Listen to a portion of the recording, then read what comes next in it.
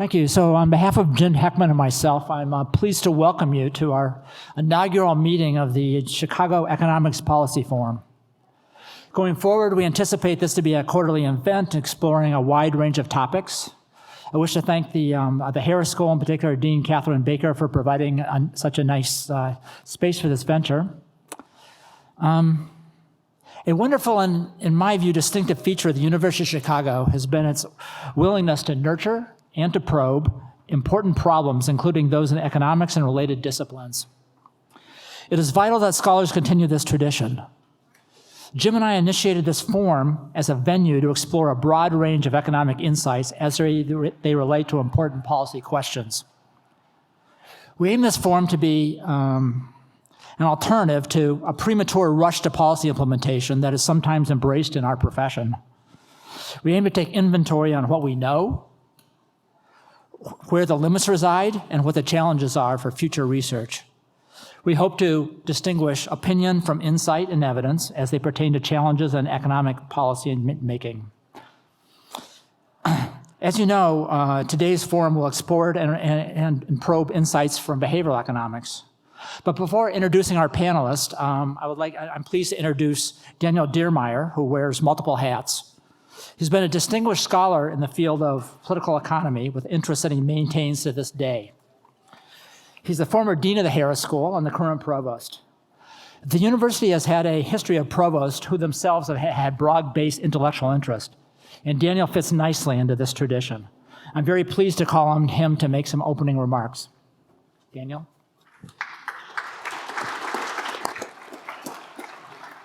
Well, Lars, thank you very much for the kind introduction, and welcome to all of you to the inaugural University of Chicago Policy Forum here at the Keller Center, which is the new home for the Harris School. I think the official ribbon cutting ceremony will take place next Friday, so we're all looking forward to that. And I think it's a wonderful forum here and place for us to talk about policy in the context of UChicago economics. Lars already kind of highlighted a couple of the themes that will guide the discussion. And I spent a lot of time, kind of talking about university and what makes university special. And one of the things that makes it special, and no better place, no better occasion to talk about it than here, is our aspiration. And this is a place where we aspire not only to have great scholars and to have people that write lots of papers and write books, but the notion of excellence that we have been pursuing since the founding of the university has an aspiration that the research that's happening here is field-defining. That it's not only important, but that it literally changes the way entire areas change about how they think about the way they do research in these specific areas. And I think it's no accident that the university has been developing and creating a whole bunch of Chicago schools. We have some in astrophysics, we have some in urban sociology, we have some in literary criticism, whole variety of different fields where this has been important and where this promise has been kept. But of course, no better paradigm for this than Chicago economics, which has had tremendous impact not only on the intellectual development of economics, but also has tremendous policy impact in a whole variety of different fields, from macroeconomics, human capital, development, education, and so forth. And that, I think, is driven not only by a commitment to impact, but more importantly, by a firm commitment to values of rigorous intellectual debate, the exchange of ideas, even if those ideas challenge conventional wisdom, and the ability to have a commitment to a common set of values where the better argument and the better ideas will win, even if it goes against the grain. So I'm delighted that this tradition continues today in the inaugural policy forum. I look forward to it. Thank you very much and enjoy the rest of the evening. What are the important new insights from behavioral economics pertinent to analysis? Of course, economics has long been about behavior. Economists have long explored what rationality means in complex environments. This afternoon, we have three distinguished panelists with diverse perspectives that will explore what new insights have emerged from connections to psychology, neuroscience, and what I think of as eclectic decision theory. I won't attempt to do justice to the intellectual accomplishments of our three panelists, but let me comment briefly on each. Colin Kammerer from Caltech has been a central player in this field for years, including interest in many important aspects of decision-making, drawing on experimental evidence from the perspective of psychology and neuroscience. Itzhak Kaboa from Tel Aviv and HEC Paris is an exceptional economic theorist and a true innovator in decision theory within complex and uncertain environments. Mike Woodford from Columbia is an exceptional macroeconomist with a broad-based interest in economic dynamics.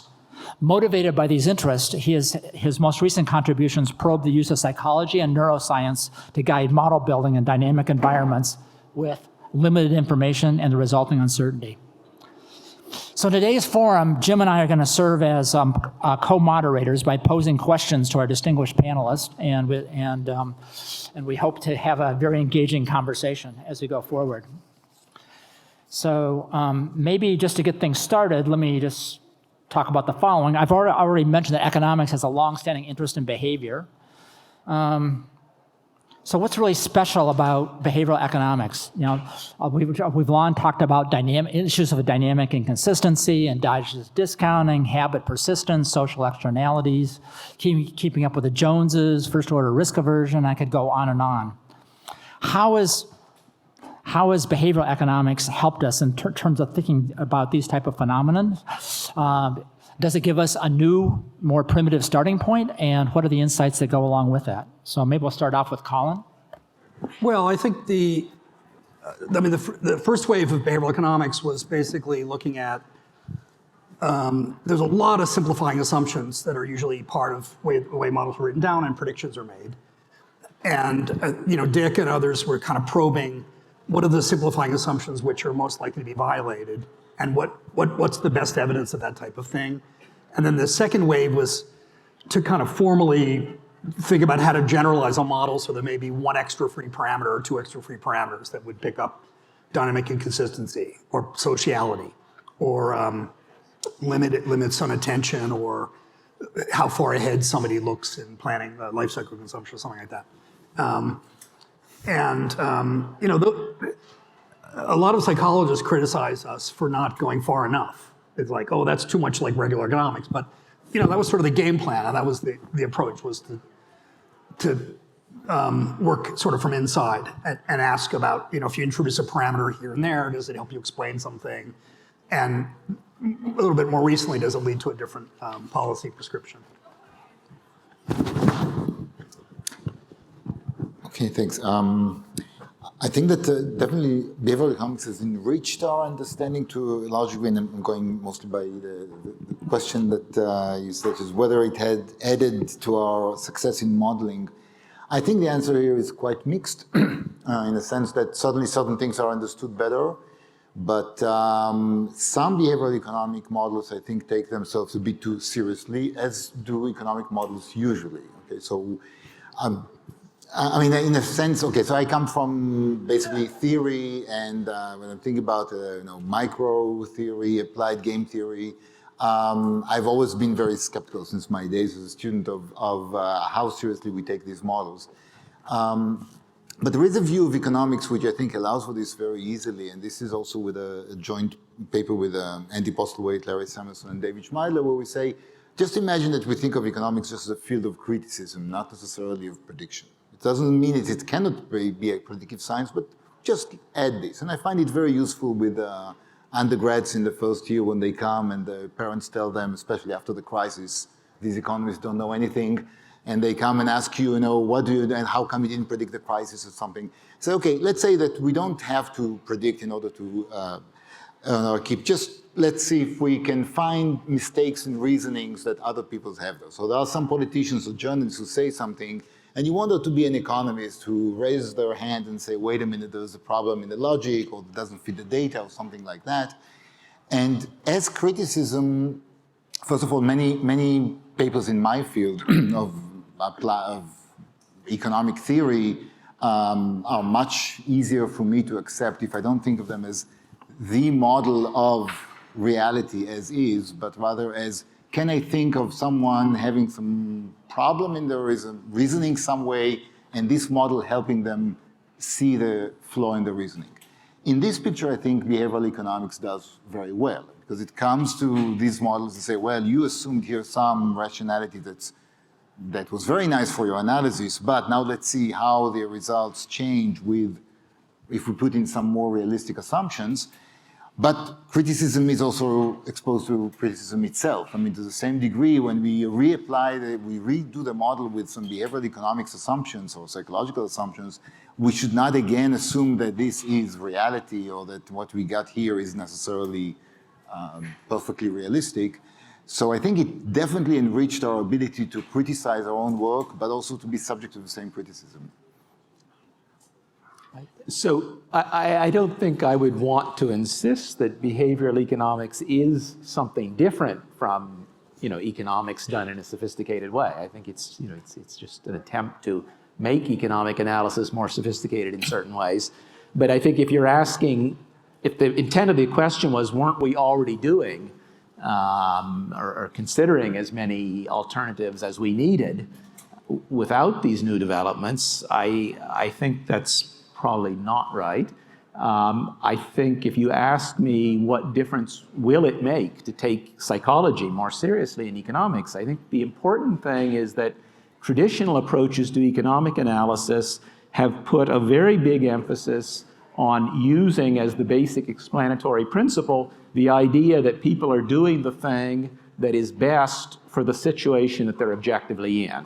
And so you study the nature of the incentives that their situation genuinely provides to them, and that should be an objective fact about the situation they're in, and then that should explain what they do. And I think the psychological perspective, I mean, really the whole thing the field of psychology is about, is the idea that there are things going on in people's heads that are distinct from the external world, and there's something to study there about what is the relationship between what happens in people's heads and the situation outside them that they're in. And I think it will enrich economic analysis to take that more seriously, to be interested in explanations of behavior where part of the explanation is allowing for the idea that there's often some degree of discrepancy between how the situation is represented inside the head of an economic agent and the objectively observable situation on the outside. And I think that will be and is becoming an important difference.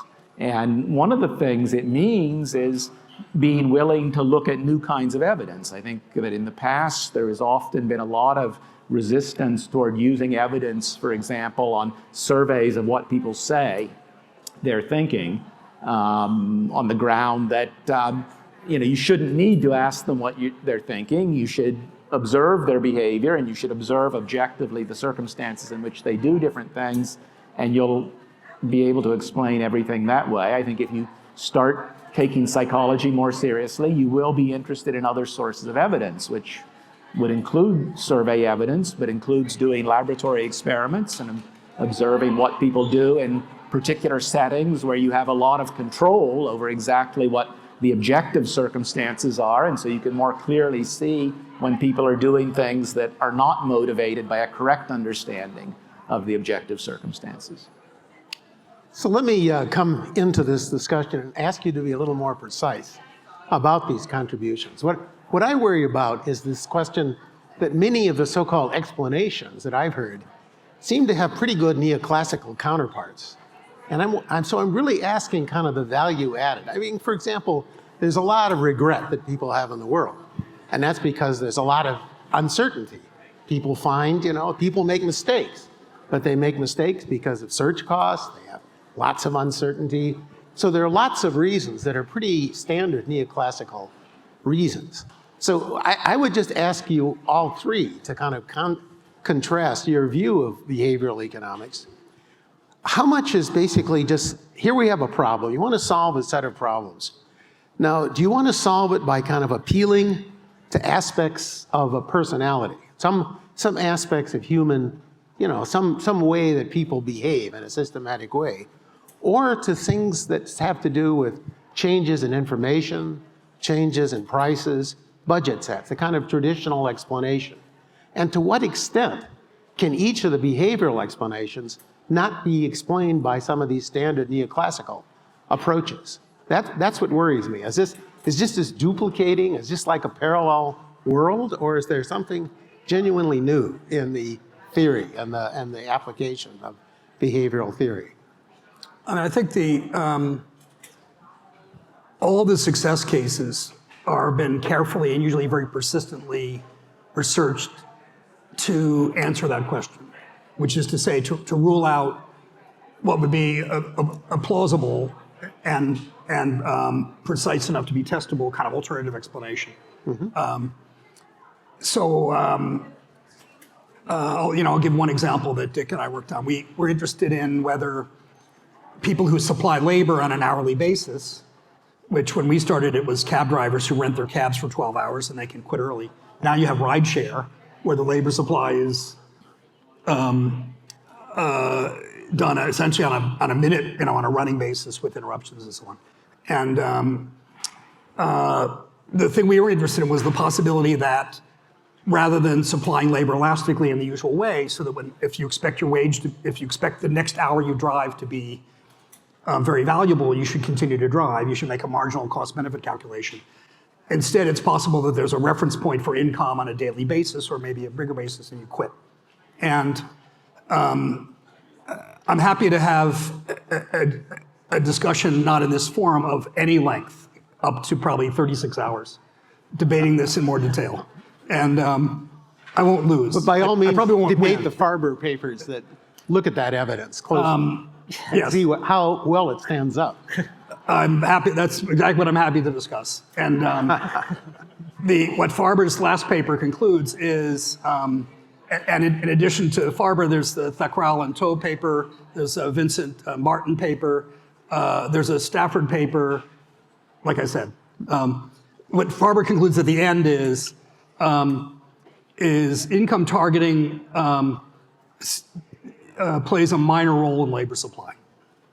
He could have said no role. He didn't say no role.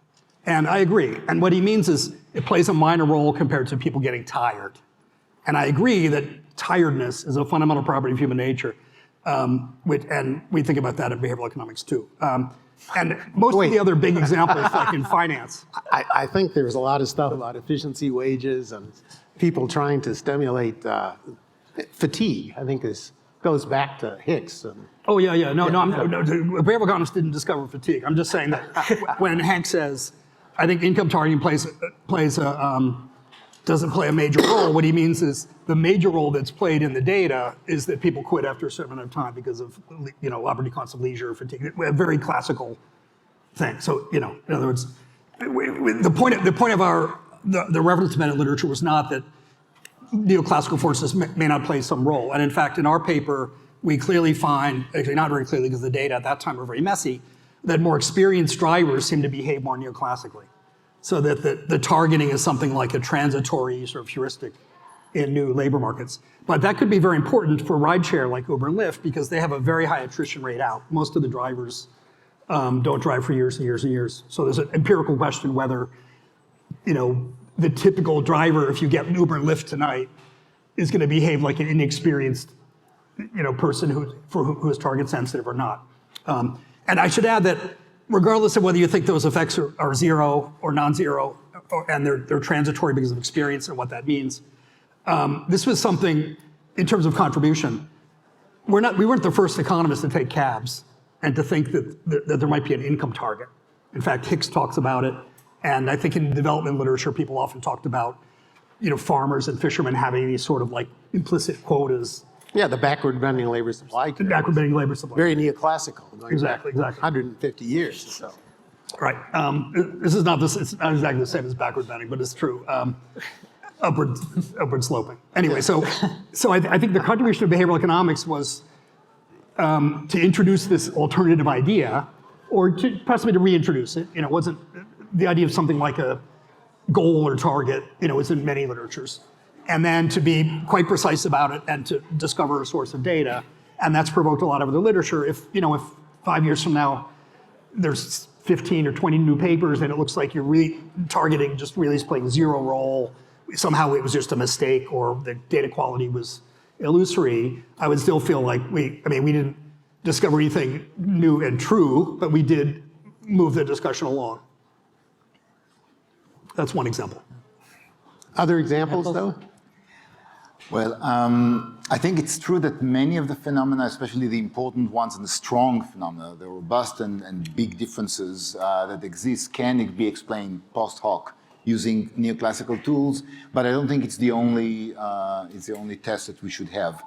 To some extent, a lot can be explained. And when I'm thinking especially about applied game theory, the microeconomic theory of the past few decades, to some extent it became like sort of a sports, let's take a phenomenon that sounds really weird and still explain it with the standard tools. Right. And then you prove that you're smart and you make it in the market if you manage to do it with a very clever explanation.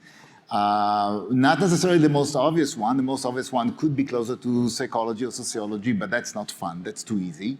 And the name of the game is to come up with something that's not so easy for the audience to figure out, and then to show that you can do it and have a long proof, and then you've made it. So sometimes I used to jokingly say that it's the art of explaining the obvious with the implausible, because sometimes you take phenomena that are completely obvious to anyone who's not wedded to the paradigm, and you make assumptions that no one really believes in, such as common knowledge of rationality, and people ask you, do you believe in this? And say, of course we don't believe in this, but had there been common knowledge of rationality, I still could have explained this phenomenon that everyone else understands. So I think that there's some aspect of that, the resistance of the paradigm to accepting anything else has to do also with some kind of professional pride and the way that we value papers and graduate students and so on. And yes, there is a lot of brain power. Economic theory has managed to attract fantastic minds. And they can explain almost everything post hoc. But the question, I think, is not only this for two reasons. One thing is the awareness, and the other thing is the ability to predict things ex ante. So on the awareness, I think the 401k is a fantastic example, which is supposedly an example of framing effect, where the default changes the way that people behave. And I understand that the data are amazing, between 40 and 90% of the people who make the choice depending on what the default is. But then you come and look at it from a point of view of an economic theory, and you say, well, that's not framing. It's not the same choice, because the way that the default is defined on the form conveys information. We teach our students that this is what a rational agent would do. A rational agent would learn from any, like the Monty Hall example, not only what information you got, but the way you got this information. I remember Roger Myerson telling this to me was a reason to why to teach the three-door thing in probability classes. So it's absolutely within the paradigm that we should learn from the way information is given. In particular, if the form is designed with this or that default, it gives you information about what others do. What's behavioral here? This is very clear, very simple. And I actually think there's a lot of truth to it. Only I don't think it has been discussed before these psychologists came and showed that this effect exists. So I think one thing that behavioral economics has done for us is to bring to the surface certain things that would have gone under our radar before, not because we cannot explain them post hoc, but because people didn't really think of it as a phenomenon that might be there. And now we are much more aware of it. So we have a longer checklist, a longer list of things to think about when we think about that. And the other thing is that even if we post hoc can explain lots of phenomena, or maybe all phenomena using a certain paradigm, if we have the right language to see the data, then we might have different predictions ex ante. In the sense that, for instance, suppose, I'm not saying it is the case, but suppose that satisficing is an important thing. So Simon started this is how bounded rationality started. If I have satisficing behavior in my language and I see many examples thereof, then this would be part of my simplest theory using to make predictions. If I go in a certain wedded to rationality paradigm and case by case I explain it with a different model, I might be able to explain it post hoc, but not see the pattern that I'm facing and not making necessarily the right predictions ex ante. So I'm surprised you say that, because I think one of the core principles of neoclassical theory is a simple, unified theory that can be applied to many different settings, where prices and information are changing the choices. but the preferences themselves are not kind of they're not made up to explain each specific situation. So I guess the question is the generality of the kind of preference descriptions that come out of the work so far. No. Okay, so what I mean specifically, suppose that we take satisficing behavior and we explain it by a multi-arm bandit problem, and there is this Bayesian analysis and the Gittins index, and it's very well understood, and you could come with Bayesian beliefs and do perfect Bayesian optimizing and behave as if you were satisficing. Okay, but the mental process, let's say we're silent about, but it's completely practical. But then each case that I behave in a satisficing way, the modeler would have to assume that I have certain beliefs that would make me behave in a satisficing way, which would be perfectly coherent with past data, but I might not see the pattern. I mean, but satisficing is like transactions cost. So surely there would be different transactions costs associated with each transaction, but I think that would be quantifiable, right? I mean, I'm searching for the best price of gasoline. I'm searching for the lowest, the lowest price for some item. But I think that leads to a consistent theory where I'm looking for the ingredients of search, information, and so forth. What I worry about is, so I know how to fix those problems in the sense that I would think about removing the search costs, providing more information, and so forth. The policy implication that comes from having it as a defect in my mind, I'm not quite sure. Yeah, let me say something about that. Yeah. I'll come back to you. You don't get to cut off a Nobel Prize winner very often. Anyway, I want to say something exactly on that point about. Around here you do. Actually, Absolutely. actually, that's right. I've been hanging out on the wrong coast. Anyway, the way I think about transaction costs is two things, which is sometimes the transaction cost is in our heads. It's thinking, it's a computational cost or it's an attention cost. And then to understand that, it's going to be helpful to know more about psychology and neuroscience and things like that. Number one. Number two, it's one reason I take your point about, and we have, I think, been pretty congenial and thoughtful about thinking about neoclassical explanations first. It's like, okay, could it be transaction costs? Could it be heterogeneity? Blah, blah, blah.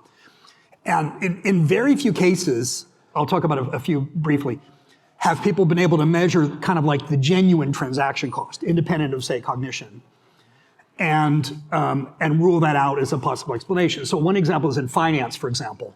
If you find an anomaly where Dick has some strategy that can beat the market by 600 basis points a year, people compute, what if you actually trade and execute that strategy? What are the actual trading costs? And it turns out that the actual trading costs might be 480 basis points, and then it doesn't look so good, or it might be 48 basis points, and then it doesn't look good. So that's one area. Another area that Anil worked on is things like menu cost, like how expensive is it really to change prices? Maybe it's actually pretty cheap, and so we think of menu costs in macro as just a sort of placeholder for some combination of things that may be difficult to change sticky prices.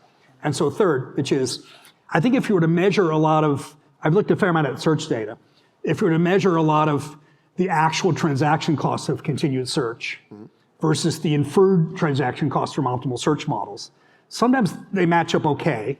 Like my colleague Matt Shum has a paper about searching for textbooks, online, and he estimates a marginal search cost of like $6.50. That's probably in the ballpark. There's another paper using radio frequency tagged shopping carts in marketing, and they estimate the marginal search cost at $200 an hour. And what it is that people are foregoing small opportunities, which could gain them a little bit of money on a very short time scale. And when it adds up to a much bigger number. So I wouldn't want to call that a transaction cost without thinking about the cognitive limits, whether it's perceptual. You could say, well, people are really busy, $200 an hour is a reasonable shadow wage. Maybe for Harris School PhDs and so on, but I think that's too high to be a plausible actual transaction cost.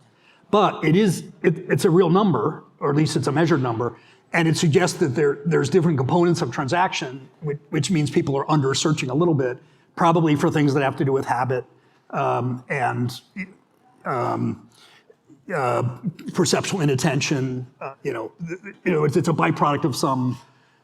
You could tell a neoclassical story, but it would have to have elements of search and imperfect information and cognition that would be new. and that we need new types of data about. Okay, Can I, back to you. can I Here's where follow you're up missing on my that? Because I have a comment on I agree very much with what Colin is saying about transactions costs as simple explanations for lack of prompt adjustment. And I think the neoclassical understanding of these is that they should be physical costs. You should be able to, they should be objective costs. They should be external to the head of the decision maker, so you should be able to go and measure them. No, So- I mean, why? it's like in Why? education, psychic costs have been part of the story. But I have Marshall a talked about further that. objection. So I would agree with him that you can't find the menu costs if you try to measure the actual cost. But suppose you hypothesize that there are such costs, but that's the only reason prices aren't adjusted properly, and you assume that the price setters have perfect information at all times about what their optimal price would be and whether it's worth paying the menu cost. This is the kind of setup that Bob Lucas and Mike Golosov calibrated a model to, where they were willing to assume that the menu costs had whatever size you needed to account for the frequency of price adjustments, okay, and they calibrated them to match that, and they found that they could explain very little of the sluggishness of the aggregate price level to changes in monetary policy. And the reason is because even if you hypothesized objective transactions costs that were big enough to get prices to only change a couple of times a year for a typical seller, it would still be the case that if everyone is optimizing, the people who would choose to change their prices at any point in time would be related to the objective circumstances in such a way that when aggregate nominal spending changed in the economy, the average price level would change almost immediately by almost the same amount, even though many individual prices were not individually changing. And to get away from that conclusion, you need some kind of inattention in the decision to change prices, which I would interpret as a cognitive limitation of some kind. So if I could chime in here, I just want to change this discussion a little bit. I agree that sometimes we're stretching neoclassical and their ex post explanations. Sometimes we're appealing to transaction costs that seem hard to justify from kind of pure physical or market reasons. But let me look at the flip side of this. If I'm going to go to and have a psychological explanation that somehow looks context specific and different in each different type of environment, how much progress am I making? Is this like an ex post putting observations into pigeonholes? Right. Or, No, so- or like what are the general principles here that I'm replacing it with that's really helping me understand the world better? So if I could shift the conversation to that, I would Right. I'd find Yeah, it right. very, So I really wouldn't say, appreciative. well, we have the general principles yet. That would be the aspiration, though, of inquiring to this. So an analogy, I think, would be, say, take vision science, right? So there's been study for more than a century of lots of visual illusions and how to account for them.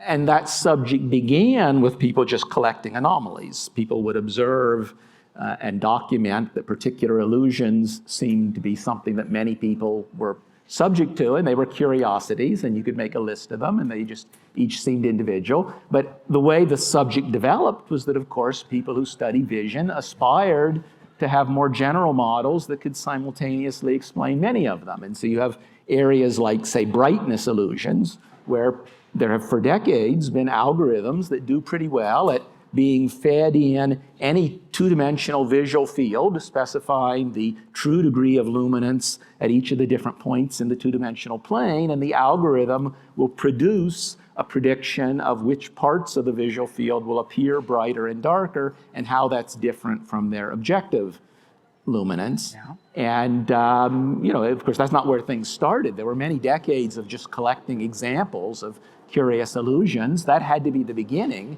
to be the raw material for a more general theory to be developed. And I think that's what we should be aspiring to do with cognitive illusions as well. And I love beginnings. I'm just looking at just some ideas of what the next unifying steps are would be very helpful in terms of. Well, I guess, you could frame it slightly differently in the sense that we have problems. You mentioned the 401k. That's the behavioral economist's favorite example. There's a problem with the 401k, and that is you came up with an example. I think we'd all agree that kind of the right choice was made. You kind of shunted people, but there are a lot of choices that people make, and there are a lot of cases where the decision maker, the government, whoever is going to be shaping these choices, giving those. It's no better than I am or no better than the person who he's shaping. So the question really becomes, how do you come up with a general principle? So 401k might be nice because most people would agree with a kind of decision that takes you to. But there are a lot of other decisions where there's just no agreement whatsoever and no obvious rule that's going to allow somebody to say, how do I choose people who make those decisions? Or how do I, find? I mean, is the market better in doing that, or is the government? I mean, I'm not quite sure what the policy implication is of what you were saying. I want to generalize from 401k to a lot of other circumstances where I see kind of a gap there, with kind of a silence about how it is you decide to kind of enforce this benign paternalism. I mean, when is it benign? How do we know we won't have some madman deciding what to do? So this is something you must discuss every day, right? Yeah, no, it's certainly the so-called nudge literature is come a very long ways from just the idea of a nudge, and the meta-analysis of the defaults is very, very, very solid. There's no evidence, as you can see. There's no evidence of publication bias. You want to take a look? Sure. What is it? Take a look. Yeah, he's gonna. Oh, Okay. sigmoidal curve.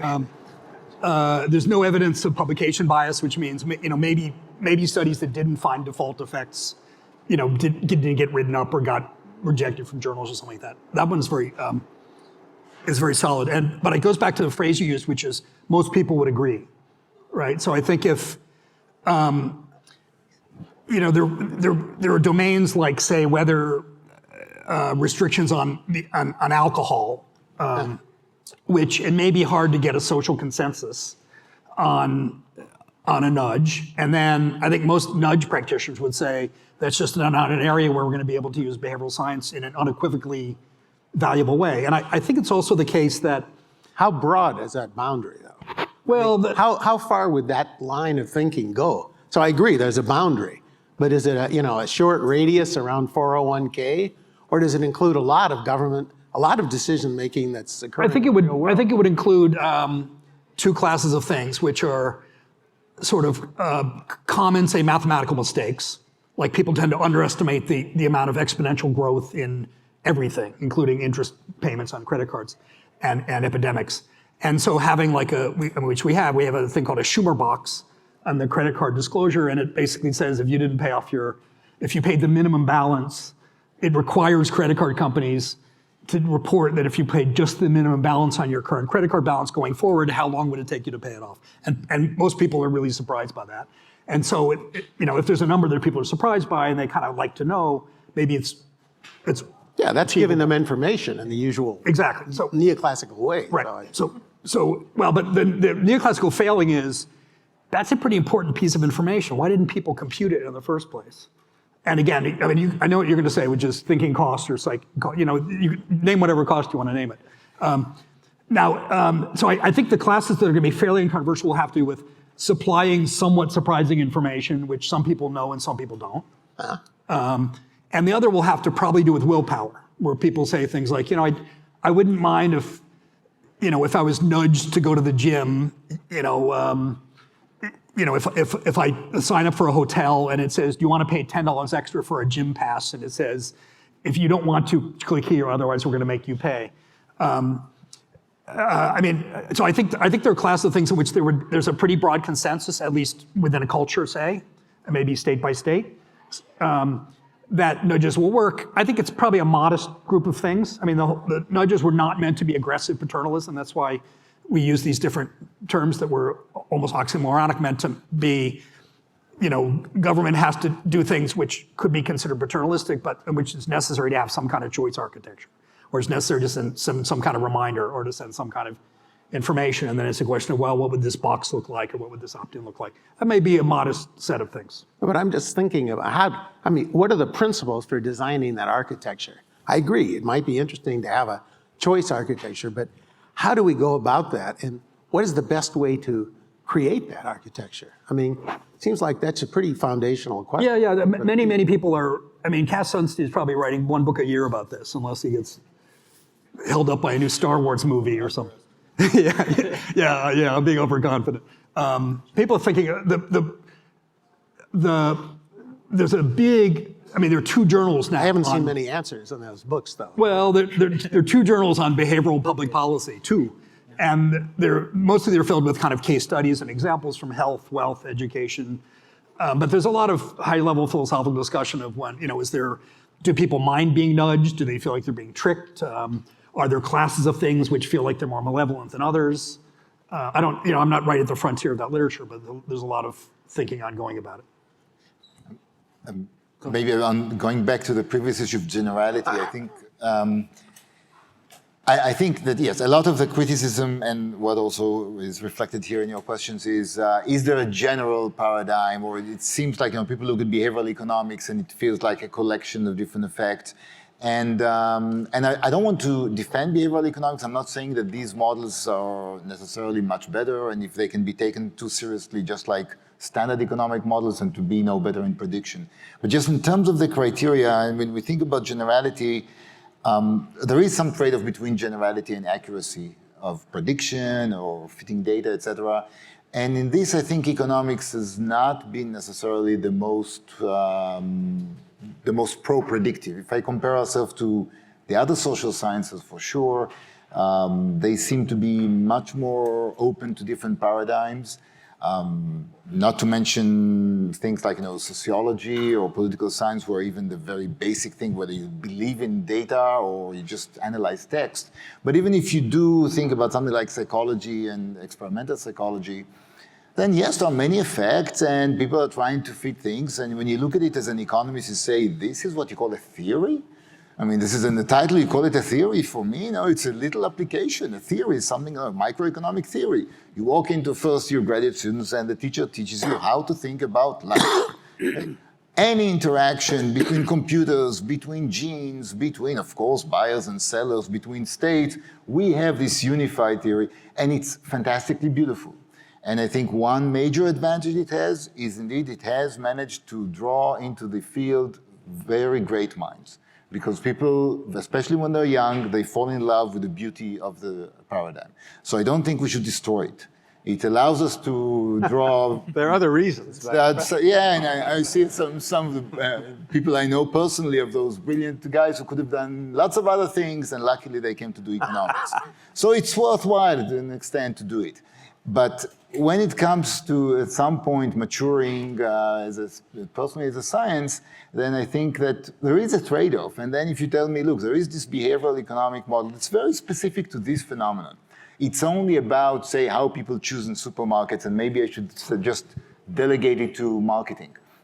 Or something very specific about how people react to commercials on TV. Okay, so this does tie into your policy question.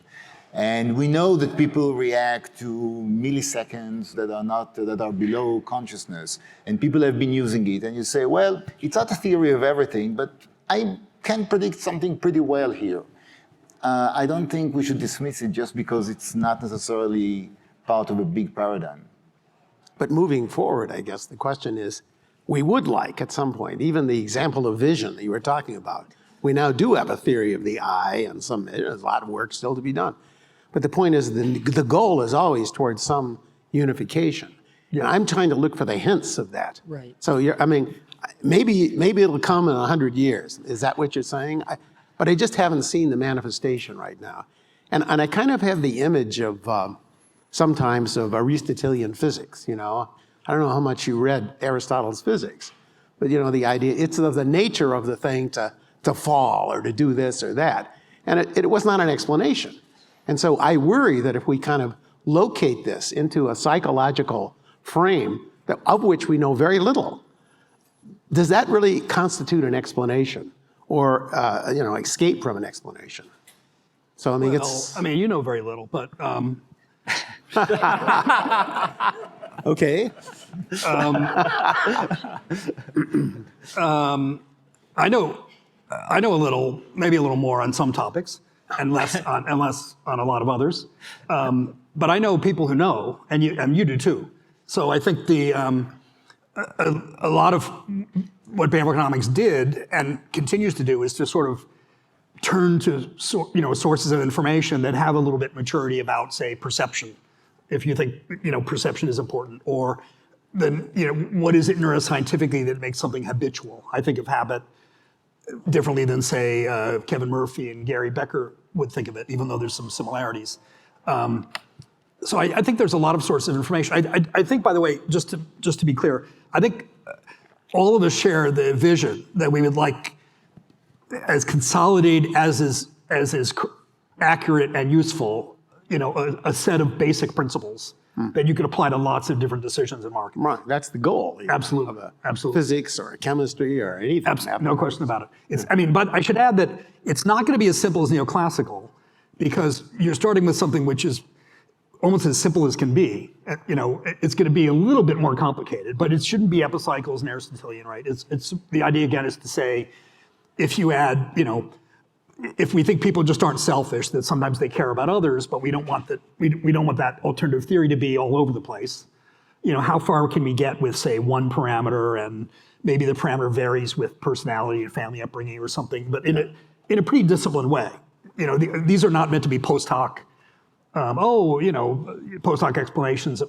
And the other thing I'll add is, maybe Aristotle's physics wasn't right, but he also had this idea about 4 basic causes. And Tinbergen, not Jan Tinbergen, but his brother Nico, both won Nobel Prizes.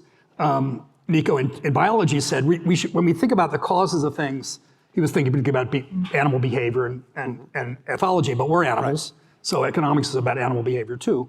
And he said there's 4 things we should think about, which is kind of ontogeny, like what happens as you grow through the life cycle. Phylogeny, how do different animals behave than us? That's a clue about what makes humans special. And that's going to include building institutions and sharing with non-kin and language and a lot of really interesting things. Ultimate causes, like why did evolution make things this way? And then proximate causes, which is sort of the basic mechanisms, how does it work? And so I think that the vision I have, this is more of a neuroeconomic vision than one that's shared in behavioral economics, I should add, is that those are all sources of constraint, ideally. They're not sources of looseness. It's sort of like, if I have a story about the nature of hyperbolic discounting, I would like to be able to eventually say, by consulting with my pals in biology and cognitive neuroscience and doing some myself, about how patient are kids and when do they become patient? What does the children's patience curve look like? What are the causes of that? Is it genetic? Is it low SES? Is it attachment theory? What's patience for in the first place? Why would evolution create this?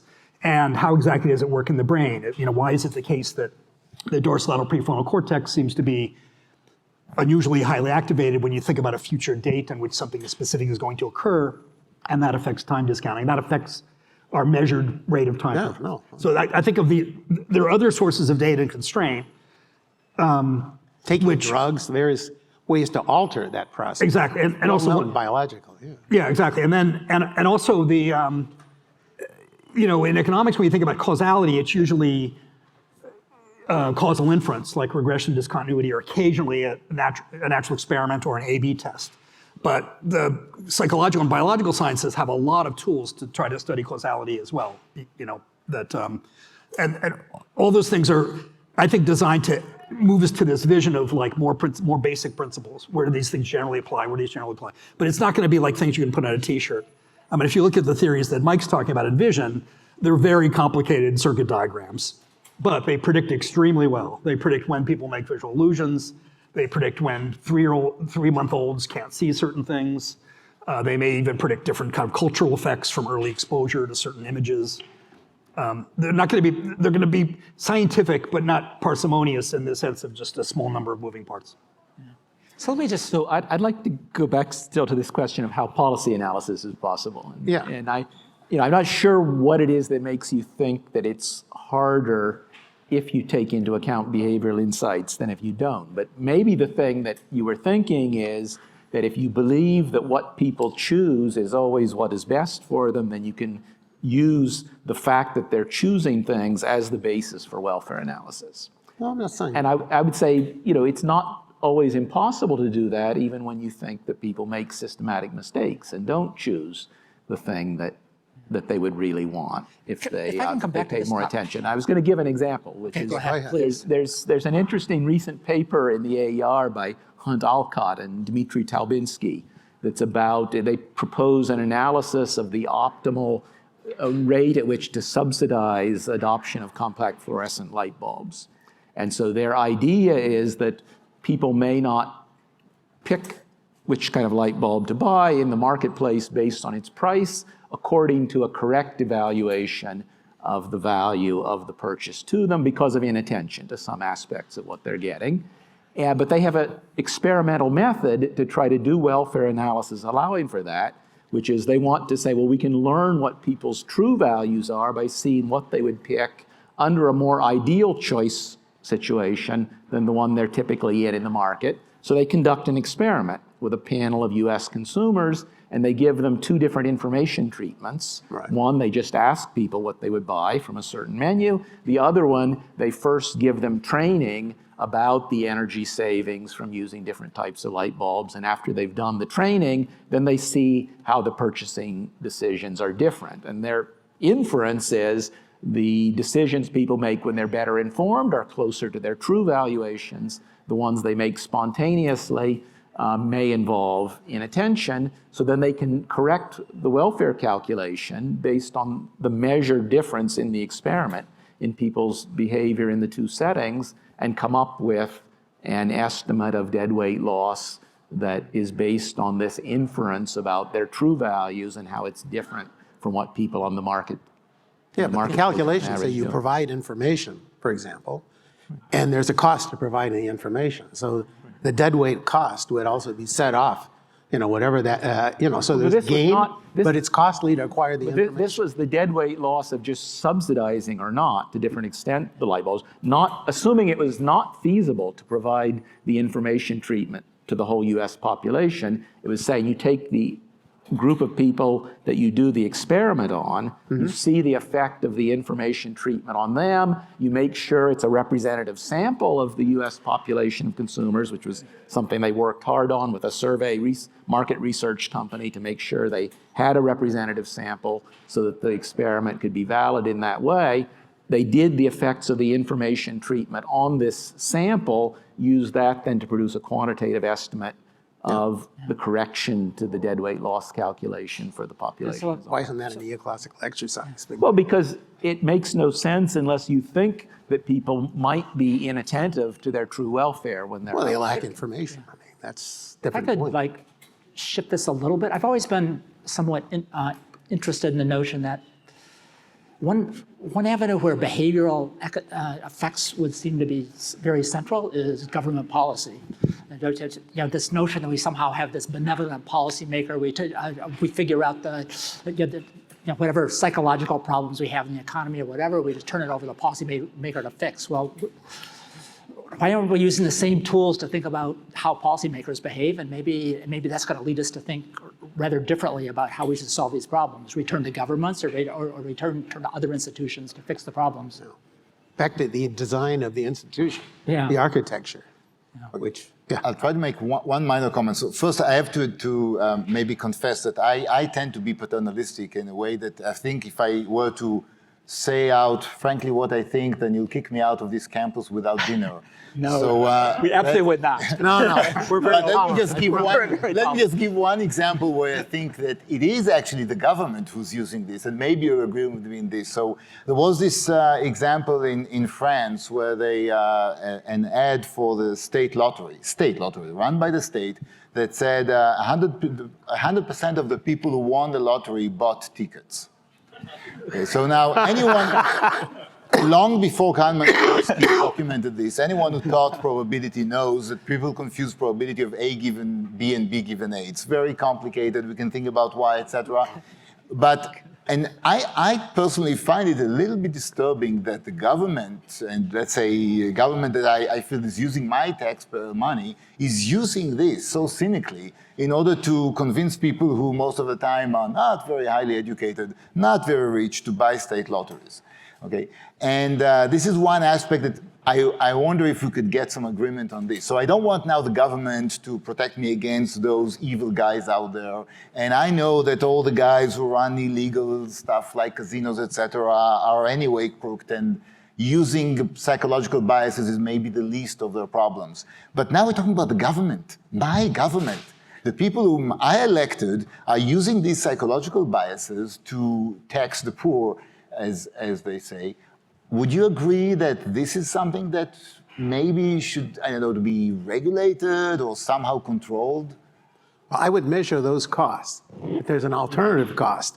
For financing the same project, you'd have a deadweight loss associated with an income tax or a price tax. So the proper calculation, I think, would be to say, yeah, here's one way to get revenue, and here's another way, and which is more welfare enhancing or reducing.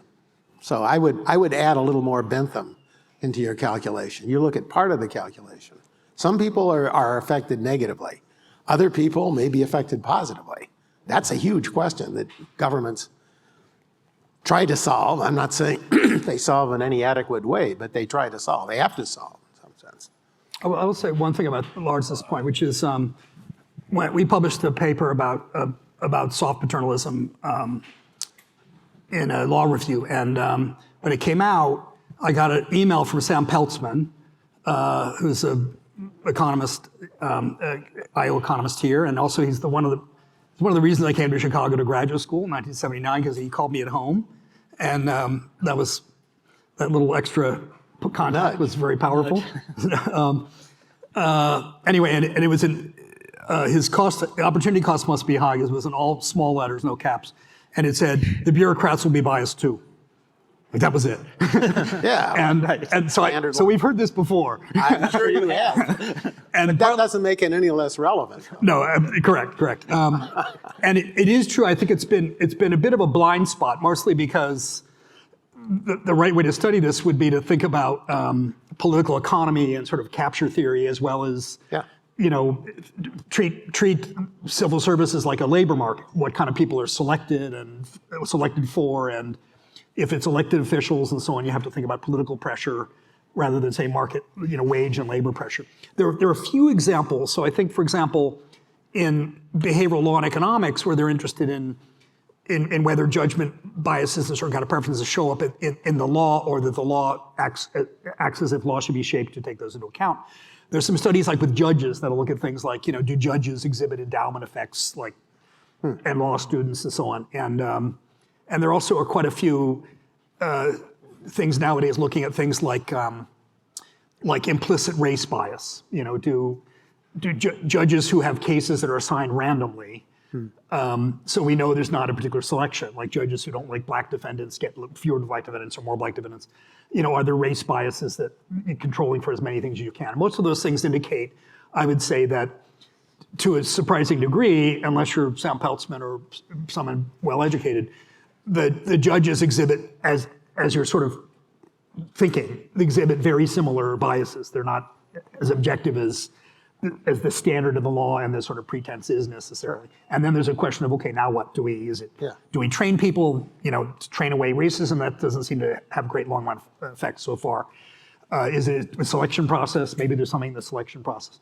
So I think it's a very reasonable question. It just hasn't been economists haven't been the people most interested in this, but there's been other groups of people who are thinking about aspects of it. And particularly with judges happen to be nice because you can get good data, and there's often random assignment of cases, as opposed to, say, looking at OMB, people setting budgets or some other things where you might be worried. Yeah. So economics is about markets. So one naive view is that, well, markets will discipline things, and turn out that people making mistakes will just be driven out of markets and become less consequential, or through market experiences, they'll figure stuff out and learn to behave more sophisticated and the like. Of course, in complex environments, that could play out in very long time horizons, or there's lots of, how do we think about the interplay between using psychology and how does it work in market discipline, and what do we really understand about that? I'll say a couple things, which is, one is that again, think about mistakes versus types of preferences, like, say, aversion to loss versus gain. Some of those things will kind of create markets, and in a way that isn't probably necessarily exploitative. That's another word that got sort of like scrubbed from my brain at Chicago graduate school. So for example, I think a lot of FedEx's revenue is due to procrastination. When Fred Smith started FedEx, he said, ooh, this is going to be great. We're going to make a lot of money sending computer parts around the world because people will need them really quickly. That's not what they do. And Amazon, for example, when they were thinking about charging premium pricing for rapid delivery, they were surprised how much people would pay to get really quick delivery. Like you can't wait 3 days for a set of hairbrushes or a new book that came out. So there's an element in which they're kind of pricing. Again, I think from a welfare point of view, I'm not sure that's bad. If people really are impatient, then they're willing to pay a big premium. Right. Great. It's just it's a certain kind of preference. Another example that's not well worked out, but I think would be cool to study would be there's a big business in personal storage units.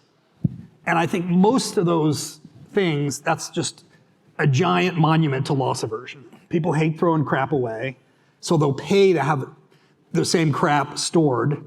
And I bet if you looked, a lot of people essentially end up either not paying on their unit, and then the unit stuff gets repossessed and sold. And I think that's kind of a mistake. But it's a forecasting mistake in how much I'm going to really need this 10 boxes of stuff that I used in high school.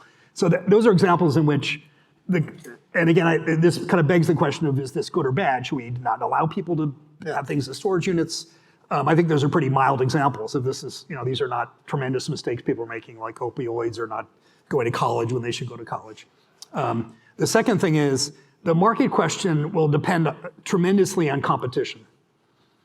So I think a positive example is phone billing plans. Like before your cell phone number was portable, it was really bad. It was, people get locked into terrible contracts. It was really hard to switch. The quality of service was terrible.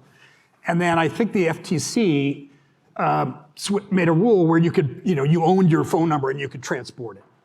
And that flipped things tremendously. So now every year we call up T-Mobile, and they basically often backdate us into a better plan that saves money, which is shocking. So if people are poor at forecasting what cell phone plan they should be in, or if there's changes when your kid gets on the plan or something like that, the competition among cell phone providers is really good. It's really kind of erasing mistakes. That's a positive example. Yeah. And the negative examples are things where there isn't such competition. And so Facebook might be an example, but that's a very messy one in terms of curating information. And then there are lots of examples of sludge where you subscribe to something and then it's very difficult to unsubscribe. You have to call a phone number or mail something in, coupon redemption. So there are other cases in which competition doesn't seem to be enough to quite erase mistakes, and firms can't make money by helping you erase certain kinds of mistakes. But those are just some examples. There's not a big, thorough analysis of the entire issue. So would the market then correct these defects? I mean, would it be with sufficient? Well, sometimes, but not complete. As a general, to what extent could we rely on it as a first approximation? Suppose And a you're second worried about the approximation. idea that many people are bad at intertemporal planning and they're not necessarily going to save the amount for retirement or the. Yeah, but they get financial advisors. Well, so the question they read, they the take, point is the fact that Kiplinger many people, newsletter. if many people undersave, that doesn't itself provide an incentive for the few smart people to save enough so that aggregate saving is the same as if everyone were optimizing. It's not that the existence of a market, automatically corrects at least too much of the aggregate effect. But it heads in that direction, right? No. If you ask me what is the sign of the incentive, I would say it goes a little bit in that direction, which is if few people are saving, then the rewards, from the people who are desperate for financing, the rewards to saving for the few smart people become higher. And so yes, I would say what's the market alternative? mechanism, there's What's some the alternative correction, you're proposing? but it's a long way from 100% correction of the. Okay, so you think it's not working very well. So what's the substitute? I'm just saying the existence of a competitive market doesn't Might be mean, deep it information. corrects it. But I mean, I guess the question is, what's going to be the substitute? It's not a calculation of what's the best of all possible worlds, but what's the best of all feasible worlds? And I guess I would try to see what would the behavioral economist want to do to the market? What regulatory policy? Well, what first, kind I of just want advice? models to be more predictive if we're going to make predictions about public policies of all kinds. I mean, Yeah, I'll get rid of that. But then what ingredients would we get for prediction? A lot of ingredients in those models, and we could go in a fairly far route towards getting better notions of information costs, prices, various kinds of things. And I don't know if we've exhausted that by any means. But I don't know what a behavioral economist would want to do. I can tell you what an economic theorist, old style, would like to see is a good dynamic model that explains, first of all, whether we converge to equilibria, because we only have existence results and we don't have good convergence results. And this is in the classical Rodebray model, let alone the fact that the economy is changing all the time, new technological innovations, new packages, whether it's financial, of course, there's no limit to the imagination and new ideas that pop up. Take into account the political uncertainties that are there. It's just not obvious that the market would weed out the irrationalities fast enough for us to ignore them. So ideally, if you could show me a model in which various types of irrationalities are there, and technological changes, and political noise, and some dynamics that converges, and then we'll see what goes faster, whether the environment changes slowly enough for these irrationalities to be weeded out or not, have some conditions on this. I don't think this is at all in the offing. I don't think that we're ever going to have something reasonable like this. But sort of on a wish list, I would see that. I'd like to see this explicitly there. And some very primitive versions of this exist in evolutionary game theory. So if you apply game theory to just some biological setup with only two species, then you could see something like that. And you could look at the dynamics and could say something about rate of convergence. But then I'd like to see it explicitly. Let's put these irrationalities there with all kind of combinations that are subject to these kind of problems and to others. Let the dynamics run and we'll see which kind of irrationalities disappear and which do not and how fast. But for this, we need to first model it in order to put it into the model and look at the dynamics. I don't think we're ever going to get there. But I don't think we can also just dismiss it and say, well, the market took care of it and it's not there anymore. No, I'm not saying that, but I think we could understand that the convergence process of the market, is a certain sluggishness, acquiring information, processing the change. You mentioned, fundamental changes, new products, new environments, and so it takes a while.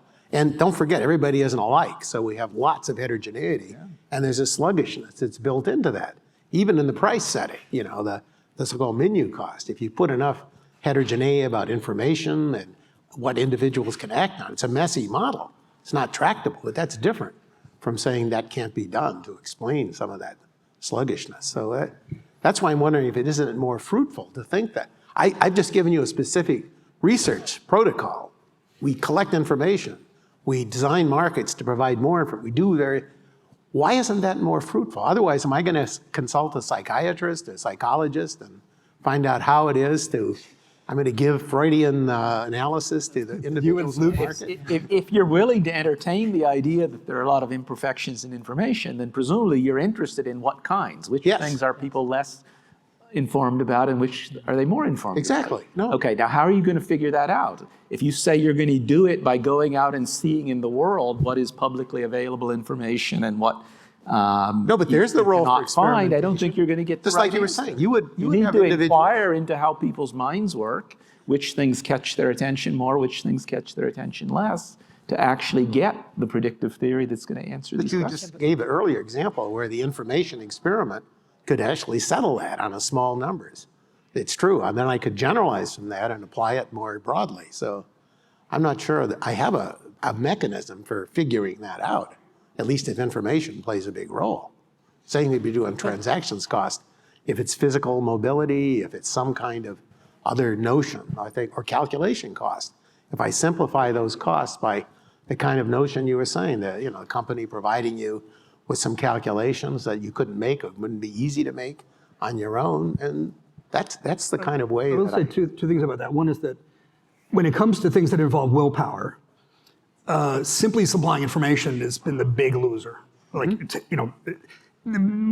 smoking might be a little bit of an exception. I'm not sure, and even then, it was over many decades. But in general, if you tell people, for example, if you exercise this many steps on your Fitbit, you'll live this much longer. That seems to have very transitory and weak effects, and partly because, again, of the personalization. The people who The people who exercise know that already, and the people who aren't going to exercise won't respond. The second thing is, I think a driving principle that's been very useful in economics has been the idea that, contra neoclassical, that one of the neoclassical presumptions is if there's an important decision and people should be gathering information and thinking about it and asking a bunch of their friends, like what college major, how many colleges to apply to, should I have a second baby, what about this job, should I go to med school, that the demand for information will be, there is a kind of higher order computation that says, this is really a big deal, I could make a $100,000 mistake. I better read a lot of books and do a lot of analysis and think about a lot of things. And I think that's fundamentally wrong. It's wrong in direction. In other words, people probably think a bit more about big things than small things. But I think it's probably the case that, and you see this in some examples like price dispersion. There's a lot more price dispersion in high ticket items than other ticket items, so which suggests that a simple model in which there's a fixed search cost isn't going to do the trick, but it could be, you can think of a different search cost specification. And I think it's related also to something called adaptive coding, which is that, if you're buying a $500,000 house in California, or I should say a $500,000 shack in California, $5,000 seems like a pretty small amount to be haggling over. And if you're buying a $20,000 car, $5,000 seems like a lot to be haggling over. This is something that's called relative thinking. L.J. Savage talks about it, I think. And so marginal analysis there may kind of, you could say it either breaks down or that people are just not thinking about dollars in the right way. They're thinking about percentages, which is sort of the kind of money illusion. And I think that, so going back to defaults, when the default data came out, I think what was so shocking to people was that these are pretty important decisions, like whether I should invest for retirement. Every financial planner says, if you invest $100 a month for 50 years, you're going to be here, and if you don't, you're going to be here. And people look at the picture and it's like, oh, yeah, okay, and they go home. And that's a pretty big decision. So why should this simple default that says, we're going to have you do this, but you can always just send an email. It used to be email a form, through the company system, and now you send an email and fix it. Why aren't people making this decision correctly in the first place? And why should a default? People here were really surprised that would have an effect. I think we were kind of surprised that it would be so robust and so on. So it suggests that, again, I know you want to say, well, there must have been a computation cost that was kind of preventing them, or a willpower cost. And that could be, but I think we're going to, much like Mike said, we're going to learn about those by doing experiments, studying psychology, maybe studying the brain, et cetera, et cetera. Again, I'm kind of struck with this notion. We're not talking a whole lot about, you had some examples of market forces here, but it seems to me like if behavioral economics needs to make an important step forward, this interplay between the markets. I fully accept that the market discipline is not going to drive out all the anomalous behavior and stuff like this, but understanding that effect seems to me like it's not richly studied in this whole literature. Yet it seems like that's what economics should be about. And so, is that a gap, or is it? Well, there was very early in behavioral economics, or first wave. Like Dick has a paper with Tom Russell in the AR, saying, what are the conditions under which we'd think markets would correct certain kinds of simple mistakes. Heltewang and Waldman had a really beautiful paper that said the punchline's very simple, which is basically, we see this in game theory too. Suppose there are complementarities or complements. Like suppose that if a bunch of people are making a big mistake, like in a financial market, I can trade against that and correct their mistake. Then those markets will work great. A whole bunch of people who have no idea what the price of Uber should be are going to be sort of protected by markets that are pricing Uber correctly. Yeah. But if there are complements, like if you have short horizons and a whole bunch of people are pricing crazily, I might buy something at a crazy price hoping to sell it before the greater fools sell it. And so that was one suggestion, was this idea of complementarity versus substitution. And it just didn't, these are early papers in the 70s and 80s, and it just didn't get sort of picked up as a general theme and developed. And I think, I should add that there's been a recent boom in what's called behavioral I/O. Botan Kosegi has been working on this, and Glenn Ellison and several people. And they're making a lot of progress, really carefully analyzing these things that are pretty, essentially using neoclassical tools, but typically there's some percentage of consumers are naive in some particular way. And then you sort of rework, okay, what are they going to buy the wrong credit cards, and what's the right policy? So there are examples out there, and they're not hidden. Like the Kosegi paper is in the AR a few years ago. They're prominent in the profession. It just has, you can only do so much, and people people who are interested in these topics have gravitated toward other techniques. So a sucker is born every minute, but the sucker, at least in business, doesn't last too long, right? So that's the discipline that's going on, and there is some percolation. So yes, there are people who are less well-informed than others. And in that sense, I guess they were irrational in terms of this model. But then the question is what would your policy prescription in that case? It's costly to give them the kind of equipment that would give them, that make them make good decisions. Or you want to make the decisions for them? That's the question, I guess. Well, I mean, there's a test case for that, right? Which is paternalism of parents, for example, right? So we don't let our kids do certain things. And Yes. conceptually, I mean, you could ask similar questions about adults, I mean, I think there are some nudgy policies. No, mentally ill people, I mean, criminals, we take people, and even Exactly. in the case of children, we take children away from parents. Yeah. So there's certainly a protective role. We accept that.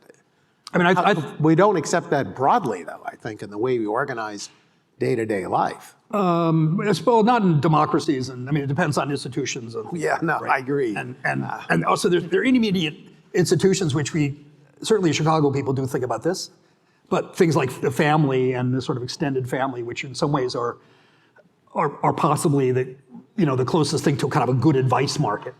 It's a way of aggregating information about, grandma, should I invest in this or invest in this? And, in many cultures that spills into mate choice, right? In the form of arranged marriages and things like that. I think I'm not sure it's a very deep point, but I think that part of the problem of behavioral economics, to use behavioral economics, is its aspiration levels. I mean, there was a lot of the marketing of behavioral economics was very aggressive, both in terms of thrashing the existing classical theory and in terms of taking specific models seriously, and sometimes in the popular press, all kind of advice that I think many of us would view as not quite responsible. But maybe we should change the question and not ask whether behavioral economics has done what it promised to do or hoped to do, but whether it has done any good. And I think it'll be a much easier, let's just forget about the aspiration level that they or we had. Just look at whether they enrich things. I think it'll be much easier to justify what's going on in the field if we say, let's look at it as something that can help without necessarily asking whether it replaces the current theory or... No, let 100 flowers bloom. I completely agree. There's no reason we want to stifle any line of inquiry. But at some point, you ask the question, where's the beef? Where has the fruit of the enterprise come? And how is this going to augment with the way we go forward in economics and in economic policy and in regulation? That's, I think, what we're asking, or what's being asked. And that's less clear But here. to answer questions about desirable regulations, you need to be able to predict what the effects of the different regulations are. Now, I don't think at all that behavioral economics is going to lead us to think that if we think many people often make mistakes, therefore commissars should be running all of our lives for us and take it all away from them. I mean, that's not the point. The point is when you analyze different kinds of relatively gentle regulations, you could get a different answer depending on your model of behavior. So I'll mention again this paper of Alcott and Tubinsky because I think it's a good example of that. Their question is what size of subsidy to set. And if they assumed that people knew what they were doing, they would get the answer 0. Neither taxed nor subsidized to minimize the deadweight loss. They get a different answer. They say you should subsidize by, I forget, it's $2 or $3. But an interesting thing about the paper is they also ask, would it be better to just ban the use of incandescent light bulbs because people don't understand well enough the advantages of the complex fluorescent light bulbs? Their conclusion was no, that would create more deadweight loss than laissez-faire, actually. And so there's an optimal subsidy, but completely doing what the US did, which is the US's response to this problem was to say, since people don't understand this, we're going to take the choice out of their hands. They actually conclude that that's not at all a great solution. and that instead simply subsidizing the thing that you think people don't understand well enough would be, lead to much lower deadweight loss than either laissez-faire or simply taking the decision out of people's hands. And so, Okay, but but that's an example of pretty neoclassical using. to me, actually. I mean, because it's sensible, but I mean, Yeah.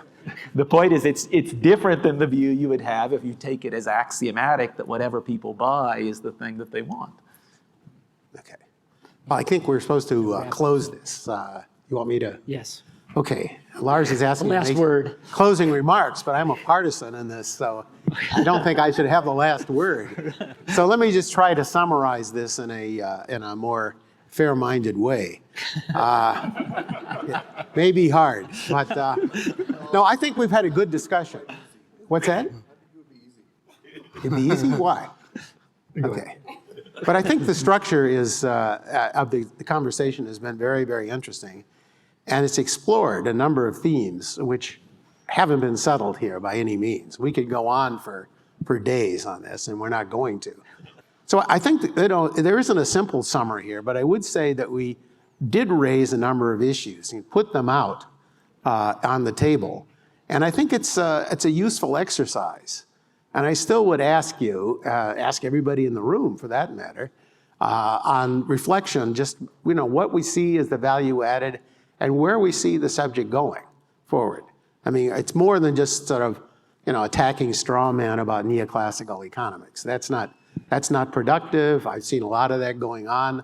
I think it's just child's play. That's not valuable. But that's not what you're proposing. And so the question is, what would be the research agenda that would take us forward? And that is not so clear, even from today's discussion. So I can't summarize a pithy way. Maybe you guys each want to summarize your own comments, so I'll delegate back to you. Let the market work, or I'll be dictator and force a new market on you.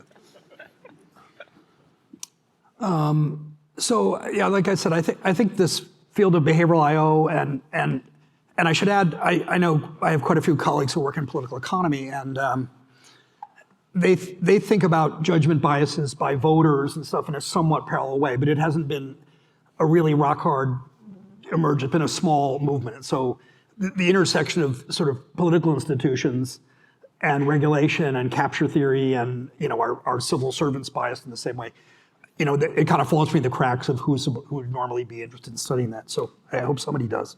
I want to say one last thing, which is two last things quickly. One is that one of the things that surprised me a bit in grad school was that most of what economists think are good natural descriptive theories, like starting points, are actually normative. So if you think about, say, portfolio theory, and you have mean variance preferences, this is a tool that will get you to get the right portfolio. That doesn't mean that should be a model of how people actually invest their money. I mean, those are two separate questions. Life cycle savings is sort of a normative model, the permanent income hypothesis, that you should really be thinking, planning ahead and smoothing consumption.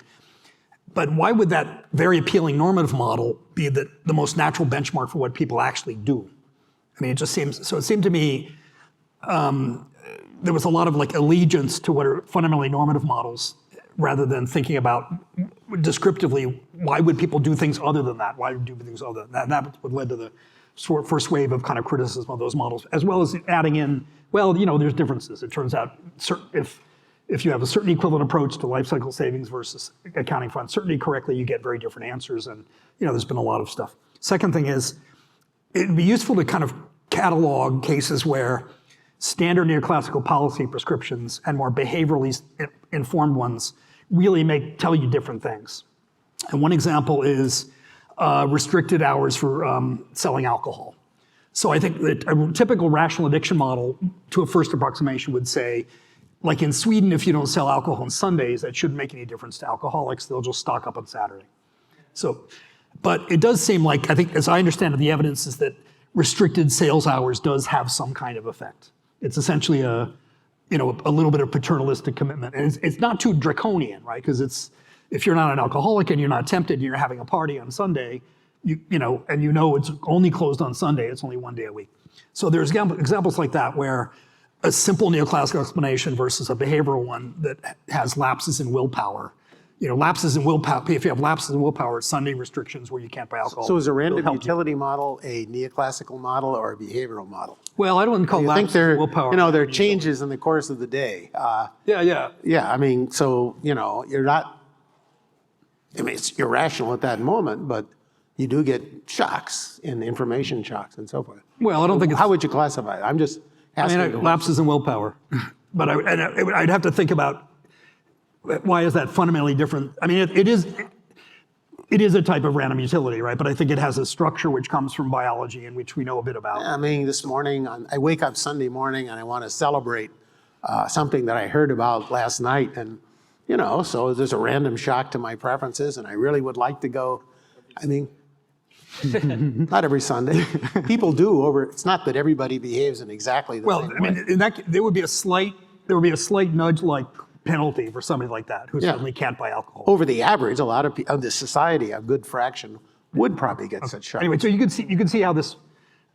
I mean, my point was that this would be a useful way to think. Is a simple policy says this shouldn't make any difference. That's waste, and a behavioral policy says something different. That would be useful to say a lot more about. I think that, as George Lowenstein had this piece when he was relatively young about the fall and rise of psychological explanations in economics, when going back to the 19th century and seeing how economics and psychology were so close, and then something happened between 1900, 1930, and not so talking to each other so much. I think in general, looking around as a field and seeing what's known and what's been studied in psychology and sociology is not a bad idea. Now, when we think about the contributions, I think it might be useful to have two distinctions that probably somewhat correlate. One is whether we think about the model just as critique of something that already exists or some claim that's been made, or whether we think about it as actually making predictions, because I think there is value for economic theory for both these kind of things, and probably for critique, our demands are much lower. It's much easier to write down a model that's good critique than one that's good prediction. And when a model is presented, it's a good thing to ask ourselves, which one is it? And the other thing that's probably related is which of these things that were found in psychology can be explained post hoc and which are not.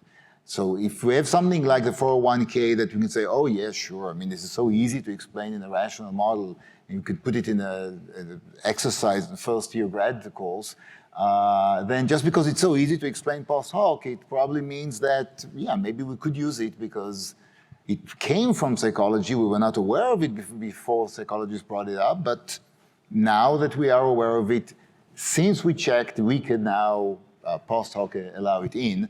Whereas some things that are very different probably would be more resistant to put in. And just on the time issues and willpower, of course, we have the multiple selves model for decades now. So I would include that as one of the things that we are sort of aware of. But I mean, having these distinctions in terms of sorting out which of the psychological insights do we want to put in, which not. I think, of course, if we take any finding in psychology, even if it's sort of robust within psychology, which we know is a problem in of itself, and putting into a theoretical model, solving it and saying this is what reality is like, that's not very promising, and this does give the field bad reputation. But being aware of more effects and asking ourselves which of these we want to put into our models, I think is probably a more promising direction. So Mike, you have the last word. Okay, so I think one of the important issues that we raised, and I think it's a very good issue, is the one of whether pursuing psychologically based explanations means we're giving up on having a unified subject and a relatively parsimonious explanations. And I think that our aspiration should be to have a theory that is portable across contexts and can be used to do counterfactual analysis. I think that's a very important application, and so we should be seeking general principles. But I think that the mainstream approach in economics, in the name of maintaining parsimony and having a unified theory, has cut itself off from many sources of evidence, has been determinedly not curious about what surveys would reveal about people's thoughts, not very determinedly not curious about whether laboratory experiments would confirm models of people's behavior, and determinedly not curious about what people in other disciplines that are also studying human behavior are figuring out about how people work when they think about things. And I think that if we care about the unity of knowledge, that we should want to integrate the model of decision making we use in economics with what's being found about decision making by people in psychology and neuroscience. And that when we achieve that, I'm not saying we have that unified theory yet, but when we achieve it, it will indeed, I think, count as a more parsimonious way of summarizing what we know about the world, if we can in fact connect those things. But that's a little harsh, I would say, because literally the psychological, no, I mean the random utility models, you know, the work that goes back, and Marshak and a whole group of economists. I love very Marshak. early. Yeah, but that's, I would say, good economics. And he was trying to define a choice axiom that would allow for this kind of randomness you're talking about. I don't know whether you want to call that, or where do you want to place that? That has not been excluded. He talked to psychologists a lot. I mean, He did, at the time that he was exactly. writing, I mean, people like Ken Arrow also, I mean, they Yeah. were working closely with Duncan Luce and other people who would have called themselves psychologists. I mean, at that time, I think we were launching exactly the program that we should have continued for the past 50 years. But that, I And mean, it's all the time to- random it's utility time to models get and back to discrete choice, Marshak. all of that has been there forever. I mean, I'm not quite sure where, that's not an innovation. That's just part of the mainstream about choice theory. Loose models go back 60 years. So I'm not sure what you're saying, actually. You're saying that there's a stereotype of the neoclassical model we should who's saying perfect foresight. have more of no- our no students uncertainty. read Luce and Marshak. That's what I'm saying. Yeah, I think Michael's saying we should, in that era, They do. a lot of formal courses. models Their were, whole courses on discrete came out choice. from interactions with other types of social scientists, and that would be useful to continue to do.